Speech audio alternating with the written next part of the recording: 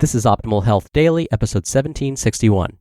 Training Frequency and Small Additions Produce Big Results, both by Ross Enamait of rosstraining.com. And I'm Dr. Neil, your host and narrator. Hey there, welcome to another Tuesday edition of Optimal Health Daily. This is just one of a bunch of podcasts where we read to you from blogs for free, so that you don't have to read them yourself. Except on Fridays. That's where I usually answer your questions. Oh, and to check out our other shows, just search for Optimal Living Daily wherever you're hearing this. Now, today's two posts are a great addition to what we were talking about on yesterday's episode. That was episode 1761. We were talking about the pros and cons of performing full body workouts or split training routines. We also touched on training frequency. So those topics are perfect because today we're going to hear about Ross's takes on these very issues. So let's get right to it as we optimize your life. Training Frequency by Ross Enamait of rosstraining.com. Following my recent post on Tara Scott, I received several questions about exercise frequency. As mentioned in the original entry, Tara has exercised daily for over 2,700 consecutive days. At age 46, she is in tremendous physical condition. She possesses a rare mix of strength, flexibility, agility, and more. Unfortunately, after sharing her story, it appears that some readers confuse the message behind it. I do not share stories of this nature with the hopes that everyone will copy what they see. I'm certainly not suggesting that one must train every day of their life. Instead, when witnessing an athlete such as Tara, it is wise to fall back on Bruce Lee's classic advice. Quote, "Absorb what is useful. Discard what is not. Add what is uniquely your own." End quote. The true value behind Tara's story is witnessing how she embraces movement. The body is designed to move. We were not intended to be sedentary creatures. Tara is not running herself into the ground. Instead, she does what she enjoys. She embraces her body's natural tendency to move and remains active by balancing intensity. She adjusts her workload according to feel. She listens to the feedback that her body provides. There are hard days, light days, and others that land somewhere in between. Clearly, it is not necessary to exercise each day. It is, however, useful to be reminded of the human body's potential for movement. It's also nice to see someone who enjoys her work. Far too many people have been fooled to believe that exercise is only useful when you're beating yourself into the ground. Tara proves otherwise. I highly doubt that anyone would remain so consistent without true passion for movement. As for finding your ideal training frequency, there isn't a definitive answer that can be applied to the masses. As I've discussed previously, answers regarding frequency depend on several factors, like volume and intensity. Personally, I don't pay attention to days on and days off. I enjoy training, so I strive to move each day. I approach every day as a new day, however, where decisions are made based on the present, not the past. If I feel run down, I back off. If I feel fresh and strong, I push myself accordingly. I'm always willing to make adjustments if and when necessary. In summary, embrace the body's natural tendency to move. Exercise and movement should not be loathed. You will naturally perform more often and better when doing something you enjoy. Personally, I love training. I'd much rather lift than sit in front of the television. I also enjoy the outdoors. If I am feeling run down, I'd rather take a brisk walk outside instead of sitting idle on the couch.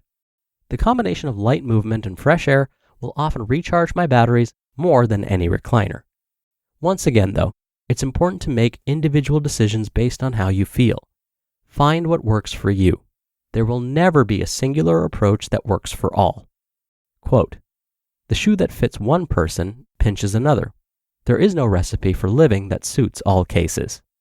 Carl Jung. Small Additions Produce Big Results by Ross Enamait of rosstraining.com.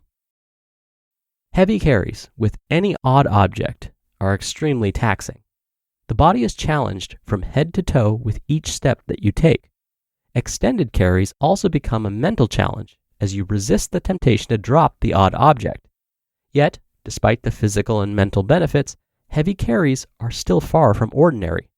After posting an image of me doing a heavy carry to my Facebook page, I received over a dozen emails from individuals asking about the exercise and how to create sandbag routines. Small additions accumulate. Fortunately, you do not need to overhaul your entire program to include heavy carries. Simply adding a heavy carry as a finisher to an existing routine could serve as a valuable addition. That's it. Finish 1 or 2 workouts per week with 5 or 10 minutes devoted to carrying a sandbag. It may not sound like much, but 10 minutes can seem like an eternity when carrying a massive bag. Small additions here and there often accumulate into something much more significant. This concept is particularly true with a powerful tool like a sandbag. Throughout my sandbag DVD, I stress the simple fact that less can be more. Don't always view new or different tools with a routine mentality. It's likely that you already have an existing routine. Additions can be subtle. You don't need to knock everything down and start from scratch. The addition of a sandbag carry doesn't mean that you need to rewrite your entire weekly program. Start with a finisher or 2 throughout the week and see how you respond. If heavy carries are new to you, expect to be surprised at the difficulty. In time, you can gradually add more work if you desire. Don't rush the process, however. The body will need time to adapt. Patience is a virtue. Your ability to positively adapt will increase if you're patient and gradual with your additions. I always encourage ambition, but don't let your mind get ahead of your body. An overzealous approach can cause more harm than good. One of the most common mistakes I see with sandbags comes from individuals who are overly ambitious. Many have never trained with a sandbag before and attempt to dive headfirst into an intense sandbag-based routine. Don't make that mistake. Exhibit patience along with your hard work. I have trained with sandbags for over 15 years, and they are still challenging to me. However, I can handle much more sandbag work now than I could many years ago. My body has had the chance to gradually improve. It's not an overnight process. Final thoughts. In summary, it's useful to view your training as a continuous journey. Throughout your travels, you will add bits and pieces as your body continues to adapt and grow stronger. Don't view your training as a short race that you must figure out in one day. In the end, you'll realize that the patient and consistent approach is much more rewarding and beneficial. Quote, "When you are through changing, you are through." Bruce Barton. You just listened to the posts titled Training Frequency and Small Additions Produce Big Results, both by Ross Enamait of rosstraining.com. Dr. Neal here for my commentary. In the first post, Ross discussed how important it is to listen to your body. One training style and frequency may work for one person, but not necessarily for you. The American College of Sports Medicine says that when you're just starting out and getting into strength training or resistance training, it's best to think about performing these types of exercises twice a week with at least 1 day of rest in between. But these are just recommendations. Recommendations are not requirements. So, know yourself. And to quote Ross in his second post, don't let the mind get ahead of the body. If we try to do too much too fast, we can end up causing ourselves injury and delaying our progress indefinitely. All right, that'll do it for me for today. Thank you so much for listening. Thank you for being a subscriber of the show. Thank you for sharing the show with someone. I hope you have a great rest of your day, and I'll see you back here tomorrow where your optimal life awaits.